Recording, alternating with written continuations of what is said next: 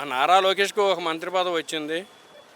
వాళ్ళ కూటమి వాళ్ళకే మంత్రి పదవులు ఎమ్మెల్యేలు అయ్యి అంతవరకు వాళ్ళ వరకు వచ్చినాయి. కానీ ఎక్కడా కూడా ఉద్యోగులు అనేది నిరుద్యోగులాగానే ఉన్నారు.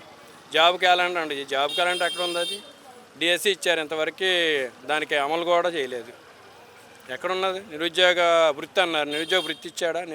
అది ఉద్యోగాలు, అది నిరుద్యోగ వృత్తి అని చెప్పాలి. ఉద్యోగాలు ఉంటే నిరుద్యోగం లేదు కదా.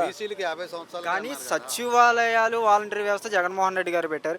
జగన్మోహన్ రెడ్డి గారు పెట్టిన వాలంటరీ వ్యవస్థ ఇప్పుడు లేదు. సచివాలయాల వల్ల ఉపయోగమే లేదని చెప్పి కొంతమంది నాయకులు అంటున్నారు. నిజంగా లేదంటారా? మరి అది సచివాలయాల వల్ల ఉపయోగం లేనప్పుడు జగన్మోహన్ రెడ్డి గారు పెట్టినప్పుడు అవి తీసేయకుండా ఎందుకు ఉంచారు? సచివాలయ ఉద్యోగస్తులతోనే నువ్వు పని చేయించుకునేది.